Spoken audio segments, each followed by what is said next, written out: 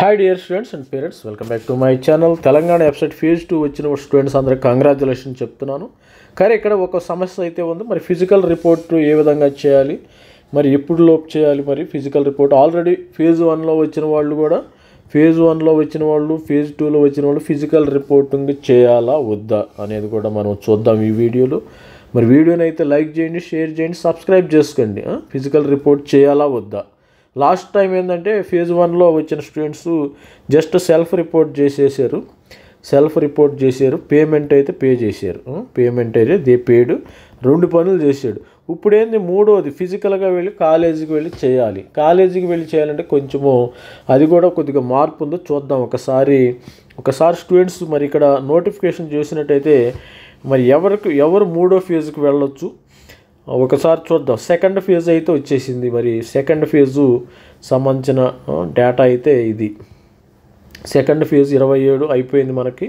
తర్వాత provisional allotment of seats on or before 30వ తారీఖు మనకి 30వ తారీఖు అంటే 29కి వచ్చేసింది. మరి ఈరోజు 30వ తారీఖు ఉంది. మరి physical report at allotted college ఇక్కడ చేశారు. మరి 31 నుంచి 30 ఇక్కడ వీళ్ళు payment of tuition fee self reporting through website అన్నారు.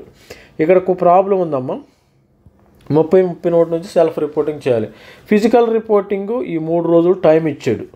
Updating candidate joining details by college. అసలు ఫిజికల్ రిపోర్ట్ చేయాలా వద్దా అనేది చూడొద్దాం. ఫిజికల్ రిపోర్ట్ కొంతమంది స్టూడెంట్స్లో అనుమానం ఉంది. సార్ నేను అక్కడికి వెళ్తే యూనివర్సిటీ ఫీజు కట్టమంటారు, కాలేజీ ఫీజు కట్టాలి, 17,000 20,000 రూపాయలు కట్టాలమ్మా. మరి ఫిజికల్ రిపోర్టు చేస్తే ఇక్కడ ఏంటంటే ఇక్కడ ఏముంది exercising of it is mandatory. మరి ఫేజ్ 2 తర్వాత ఫిజికల్ రిపోర్ట్ అనేది mandatory to exercise option refresh first phase option will be considered.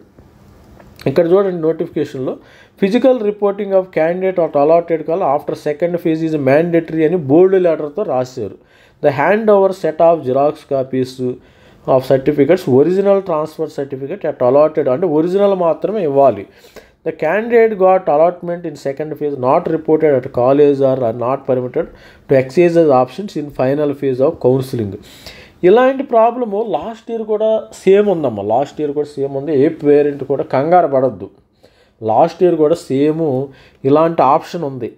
Last year students కూడా ఫిజికల్ రిపోర్టింగ్ చేయమని అన్నారు లాస్ట్ ఇయర్. కానీ మరి గవర్నమెంటు ఇప్పుడు నేను వీడియో చేస్తున్న మార్నింగ్, గవర్నమెంట్ వాళ్ళు సాయంత్రం ఈవినింగ్ కల్లా మనకి ఇప్పుడు నేను వీడియో చేస్తున్నది 30వ తారీఖు మార్నింగ్ అనుకోండి, మీకు ఈవినింగ్ కానీ 31 కానీ గవర్నమెంట్ వాళ్ళు ప్రెస్ మీట్ పెట్టి సార్ మరి ఫిజికల్ రిపోర్టింగ్ అవసరం లేదు అని చెప్తారని నాకు అనిపిస్తుంది. లాస్ట్ ఇయర్ కూడా ఇదే సేమ్ ప్రాబ్లం వచ్చింది లాస్ట్ ఇయర్.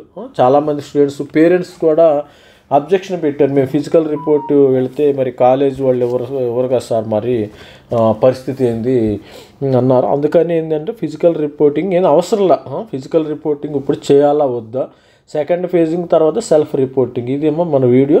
ఎవరు కూడా కంగారు పడద్దు, మీరేమి భయపడకండి. ప్రతి ఒక్కళ్ళు పేరెంట్స్ అయిన వాళ్ళు కూడా ఫిజికల్ రిపోర్టింగ్ ఏం అవసరం లేదు. లాస్ట్ ఇయర్ మరి నాకు తెలిసినంత వరకు మేము ఫైనల్ ఫేజ్కే వెళ్ళి చాలామంది స్టూడెంట్స్ కూడా ఫైనల్ ఫేజ్ రిపోర్టింగ్ చేశారు. ఇంకా డైరెక్ట్ వెళ్ళి జాయిన్ అయిపోయారు. అంటే 10వ తారీఖుని payment of tuition fee self reporting. మీరు 6వ తారీఖును మనం ఎక్సర్సైజ్ చేసుకోవాలి వెబ్ ఆప్షన్స్. 6వ తారీఖున వెబ్ ఆప్షన్స్ ఎక్సర్సైజ్ చేసుకోవాలి. ప్రొవిజనల్ అలాట్మెంట్ మనకి 10వ తారీఖుని వచ్చే అవకాశం ఉంది. కాబట్టి ఫిజికల్ రిపోర్టింగ్ ఏం అవసరం లేదు, మీరేం బాధపడమాకండి. మనకి గవర్నమెంట్ నుంచి సాయంత్రానికల్లా ఒక అప్డేట్ అయితే రావచ్చు అని నేను అనుకుంటున్నాను.